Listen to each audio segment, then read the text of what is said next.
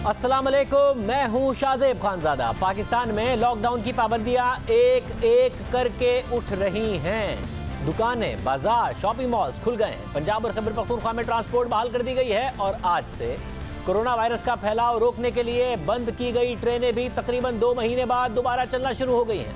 जबकि सिंध और पंजाब हुकूमत ने लॉकडाउन में नरमी से मुतालिक मजीद अहम ऐलानात कर दिए हैं। सिंध हुकूमत ने SOPs पर अमल करते हुए शब कदर, जुमतुल विदा और नमाज ईद के लिए इज्तिमात की इजाज़त देने का ऐलान कर दिया। जैसे आज बड़ी बाबरकत रात है, शब कदर की रात है, 27वीं की रात है, रहमतों की रात है और फिर आगे ईद भी आनी है, जुमतुल विदा भी है। तो जो फेडरल गवर्नमेंट ने आज एक नोटिफिकेशन उनका मिला है, उसी पर तमाम सूबे जो हैं वो अमल करेंगे। जुम्मतुल विदा की नमाज है या दीगर नमाजें हैं या तरावियाँ हैं, वो उन्हीं SOPs के मुताबिक अदा की जाएंगी। और हमने भी उलमा कराम से दोबारा भी मशावरत की है। जो नमाज ईद है उसके लिए जो बड़ी खुली जगहें हैं, ग्राउंड्स हैं, पार्क्स हैं, बड़े प्लॉट्स हैं, तरजीही बुनियादों पर उन मकामात पर नमाजें होंगी और निशानात पहले से लगा दिए जाएंगे कि कहाँ कहाँ नमाजी खड़ा होगा और फासले से खड़ा होगा। और एक जगह अगर नमाजियों की तादाद ज़्यादा है, ज़्यादा ही होगी हर जगह, तो एक से ज़ायद मरतबा ईद उल फितर की नमाज एक ही जगह पर अदा की जाएगी। कहीं पर 2 मरतबा भी हो सकती है, कहीं पर 3 मरतबा भी हो सकती है। इसी तरह पंजाब हुकूमत से मुज़ाकरात के बाद ट्रांसपोर्टर्स ने शहरों के दरमियान फौरी तौर पर बसें चलाने का ऐलान किया है। वज़ीर सनत पंजाब मियां असलम इकबाल का कहना है कि SOPs पर अमल करते हुए GT रोड पर 20% किराए में कमी के साथ सीट बाय सीट बसें चलाई जा सकती हैं, जबकि मोटरवे पर बसों के किराए में कमी नहीं होगी और सीट छोड़कर मुसाफिरों को बिठाया जाएगा। मोटरवे के ऊपर क्योंकि ये एक सीट छोड़कर एक सीट पे पैसेंजर को SOP जो फेडरल गवर्नमेंट की है उसको फॉलो करना है, लिहाजा हमने इनसे ये कहा है कि वो 20% जो किराए में मोटरवे के ऊपर कमी है उसको हम इम्प्लीमेंट नहीं कर रहे, ताकि आप जो है अपने पैसेंजर को ले जा सके। यही बसें अगर GT रोड के ज़रिए इस्लामाबाद जाना चाहती हैं या मुल्तान रोड के ज़रिए आगे साउथ में जाना चाहती हैं, तो उनके लिए जो गवर्नमेंट पंजाब के SOPs हैं 20% किराए की कमी के साथ आप इसको लेकर चलेंगे। और अगर एक फैमिली फ़र्ज़ करें अपनी फैमिली 2, 4, 6, 10 अफराद के ऊपर मुश्तमिल सफ़र कर रही है, तो उनको अलग-अलग बैठने की ज़रूरत नहीं है। और वहाँ पर सीट छोड़ने का जो है वो भी हमने इनको कहा कि आप सीट ना छोड़ें, क्योंकि कमज़ोर आदमी जो है वो डबल किराया नहीं दे सकेगा। अब अहम बात यह है कि इस फैसले के तहत मोटरवे पर तो बसों में समाजी फासले की पाबंदी की शर्त बरकरार रखी गई है, मगर GT रोड पर बसों में समाजी फासले की पाबंदी को ख़त्म कर दिया गया है, जबकि किराए में कमी ज़रूर कर दी गई है। जियो न्यूज़ के ज़राए के मुताबिक पंजाब में मुज़ाकरात के बाद जो मज़ारात हैं उसको खोलने की भी इजाज़त देने का फैसला किया गया है, जिसके तहत महकमा औक़ाफ़ के तहत आने वाले 544 मज़ार खोले जाएंगे। मगर पंजाब हुकूमत ने ईद पर सिनेमा और थिएटर्स खोलने की दरख्वास्त मुस्तरद कर दी है। महकमा दाखिला पंजाब के मुताबिक इन मकामात पर SOPs पर अमल दरामद कराना नामुमकिन होगा, जबकि आज मुल्क भर में 2 महीने की बंदिश के बाद ट्रेनें दोबारा चला दी गई।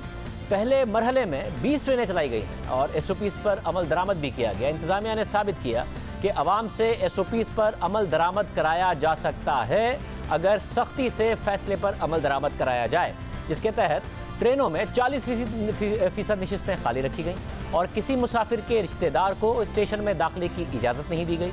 कराची रेलवे स्टेशन पर क्या सूरत हाल रही, पहले वो देखिए, फिर हम आपको दिखाएंगे कि जब अमल दरामद कराना हो तो पूरे मुल्क में मुख्तलिफ सूबों में एक जैसा अमल दरामद हो सकता है। पहले कराची से देखिए सनूबिया चौधरी की रिपोर्ट। इंतज़ाम सही है, सैनिटाइज़र वगैरह सफाई सुथराई बहुत है, SOPs पे बहुत अमल हो रहा है। गरीब आदमी के लिए बहुत अच्छा किया है, किसी ने भी किया है, वो अल्लाह का नेक बंदा ने किया है। देखो पैसे वाला सरमायादार तो वो बाई रोड भी जा सकता है, जहाज़ में भी जाए, ये गरीब आदमी के लिए बहुत अच्छा है। ट्रेन की सफाइयों में हमने यहाँ पे बाकायदा स्वीपर्स रखे हुए हैं, एडिशनल रखे हुए हैं, सैनिटाइजिंग की हुई है, हमने डिसइंफेक्टिंग तमाम ट्रेनों की कर दी और करते रहेंगे इंशाल्लाह। लाहौर के रेलवे स्टेशन पर ट्रेन ऑपरेशन बहाल होने पर इंतजामात कैसे थे, किस तरीके से अमल दरामद किया गया, कराया गया और अवाम ने भी कैसे अमल दरामद किया, देखिए जियो न्यूज़ की नुमाइंदा नवीद अली की रिपोर्ट। 25 मार्च से बंद मुसाफिर ट्रेनें बहाल हो गईं।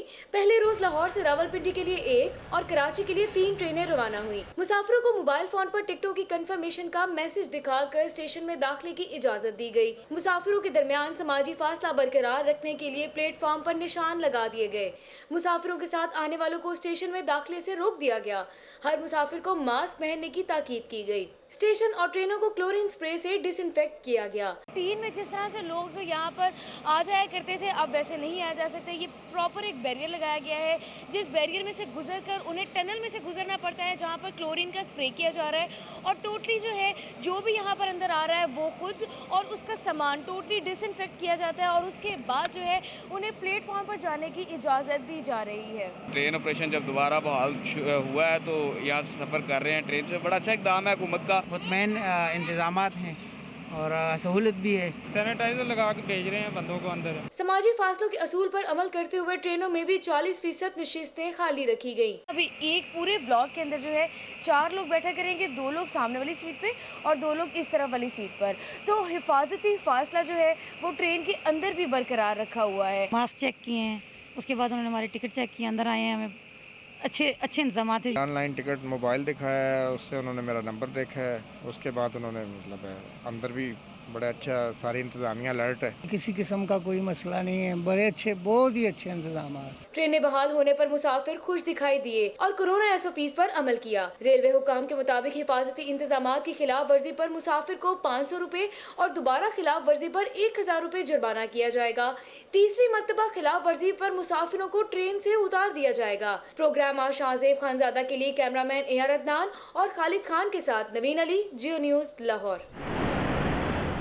ज़ाहिर बुनियादी जिम्मेदारी आवाम की है कि वो SOPs की पासदारी करें, मगर वाज़े तौर पर नज़र आ रहा है कि जब के इंतजामात हुकूमत ही को करने पड़ेंगे, अमल दरामद कराने के लिए भी इक़दाम हुकूमत ही को करने पड़ेंगे। ट्रेनों में कर दिए गए हैं तो कराची से लेके लाहौर तक पासदारी हो रही है। मॉल्स में कर दिए गए तो कराची लाहौर तमाम मॉल्स में पाबंदी हो रही है। ताजिर बरादरी के लिए नहीं किए गए मुख्तलिफ बाज़ारों में तो ना कराची में पासदारी हुई, ना पेशावर में पासदारी हुई, ना लाहौर में पासदारी हुई आम बाज़ारों में। तो अवाम से ये काम कराना पड़ेगा। यूरोप से लेके दूसरे ममालिक में नज़र आ रहा है कि जुर्माने रखे गए हैं कि अगर आपने मास्क नहीं पहना, फासला नहीं इख्तियार किया गया तो अवाम पर जुर्माना रखा जाएगा। तो अवाम की जिम्मेदारी ज़रूर है, मगर हुकूमत की जिम्मेदारी भी साथ साथ है। पेशावर में भी जहाँ पर हम देख रहे थे कि बाज़ारों में कोई पासदारी नहीं हो रही, ट्रांसपोर्ट में कोई पासदारी नहीं हो रही क्योंकि नहीं कराई जा रही, जब आज ट्रेनें खुली तो क्या हुआ देखिए। पेशावर में ट्रेन ऑपरेशन शुरू कर दिए गए हैं। आज क्वेटा के लिए 1 जबकि कराची के लिए 2 ट्रेनें रवाना होंगी। हुकूमत ने मुसाफिरों और अमले के लिए SOPs बनाए हैं। आइए देखते हैं कि इन SOPs पर कितना अमल दरामद हो रहा है। स्टेशन पर सैनिटाइजर गेट नस्ब किया गया, जबकि मुसाफिरों का टेम्परेचर भी चेक किया जा रहा है। इंतजामात भी हमने सख्ती भी की। आपने खुद देखा होगा कि आपको भी बगैर स्क्रीनिंग के यहाँ पे स्टेशन पे दाखिल होने नहीं दिया गया। तो SOP के मुताबिक अमल हो रहा है। स्टेशन और गाड़ियों में जरासीम कुछ स्प्रे भी किया गया। स्टेशन की सूरत हाल तो हमने देख ली है। अवामी एक्सप्रेस ट्रेन के अंदर चलते हैं, देखते हैं कि ट्रेन के अंदर की क्या सूरत हाल है। ट्रेन के अंदर मुसाफिरों ने मास्क भी पहने हुए थे, जबकि समाजी फासले का ख्याल भी रखा गया। गाड़ी के अंदर हर मुसाफिर को चेक करके, सैनिटाइजर करके, उसके बाद मास्क, ग्लव्स ये चेक करके उसके बाद पेशावर से गाड़ी को कराची के लिए रवाना किया जा रहा है। अगर गवर्नमेंट ने उनको मतलब ये सहूलत दी है तो आवाम भी उनका ख्याल करे, हर चीज़ वगैरह ग्लव्स पहन रहे हैं। रेलवे इंतजामिया के मुताबिक स्टेशन में गैर जरूरी अमले को कम कर दिया गया है, जबकि रश से बचने के लिए मुसाफिरों को ऑनलाइन टिकटिंग सहूलत फराम की गई है। प्रोग्राम शाहजेब खानजादा के लिए कैमरामैन तारिक अली के साथ शीबा हैदर, पेशावर। रेलवे तमाम सूबों में SOPs के साथ खुली, उस पर अमल दरामद भी कराया गया। अब तेज़ी से लॉकडाउन ख़त्म हो रहा है, सिंध में भी, दूसरे सूबों में भी अब ये वाज़े तौर पर नज़र आ रहा है और केसेस की तादाद में भी तेज़ी से इजाफा हो रहा है। गुज़िश्ता 24 घंटे में 13,962 टेस्ट किए गए, जिसमें से 1932 मस्बत आए हैं। सिंध में एक दफ़ा फिर 1000 से ज़्यादा केसेस मस्बत आए। सिंध में तेज़ी से इजाफा हो रहा है। सिंध इस वक्त पाकिस्तान में सबसे ज़्यादा कोरोना पॉजिटिव केसेस वाला सूबा है। पंजाब में सबसे ज़्यादा हालांकि टेस्ट किए जा रहे हैं, मगर वहाँ पर तादाद में इतना तेज़ी से इजाफा नहीं हो रहा है। वहाँ पर 6235 टेस्ट किए गए, 709 कोरोना के केसेस मस्बत आए हैं, यानी कि इस वक्त सबसे ज़्यादा इजाफा सिंध में हो रहा है। अब जबकि चीज़ें खोली जा रही हैं तो ये मामला कहाँ तक जाएगा, क्योंकि अफसोसनाक खबरें ज़रूर सामने आ रही हैं। पंजाब में कोरोना के नए केसेस में कमी देखने में ज़रूर आ रही है, मगर कोरोना से संवाद फिर भी जारी हैं। तहरीक इंसाफ के रुकन पंजाब असम्बली शाहीन रज़ा कोरोना वायरस से इंतकाल कर गई। वो लाहौर के मेयो अस्पताल में ज़ेर इलाज थी। डॉक्टर्स के मुताबिक शाहीन रज़ा ब्लड प्रेशर और शुगर की भी मरीज़ा थी। अब जबकि सब कुछ खुल रहा है तो सूरत हाल कहाँ जाएगी? वज़ीर सेहत पंजाब डॉक्टर यास्मीन राशिद साहब हमारे साथ मौजूद हैं। डॉक्टर साहब बहुत शुक्रिया। डॉक्टर साहब, ज़ाहिर है शुरू में प्रेशर के बावजूद आप लोगों ने पंजाब में ख़ास तौर पर इस बात को यकीनी बनाया कि जो आइसोलेशन है वो भी घर में नहीं होगी, वो भी हॉस्पिटल्स में या हुकूमती इंतजामात के तहत होगी। अब आपने वो अलाउ की जब हॉस्पिटल्स पर प्रेशर आया। अब जबकि सब खुलने जा रहा है और नज़र आ रहा है कि पासदारी नहीं हो रही, ट्रेन पे कराई गई हो गई, मॉल्स में कराई जा रही हो गई, मार्केट्स में नहीं हो रही, वैसे ट्रांसपोर्ट में नहीं हो रही, तो आप नर्वस हैं, आपको परेशान है कि सूरत हाल कहीं किसी भी तरफ जा सकती है, या आपको लगता है कि बस अब हम बच गए हैं इस सारे मामले से? नहीं जी, मेरा ख्याल शाहज़ब सबसे अहम चीज़ है ये ख़तरा किसी तरीके से भी टला नहीं है। और अगर लोगों की गलत फहमी है कि ये ख़तरा टल गया है और वबा ख़त्म हो गई है, तो हमारा सबकी गलत फहमी है।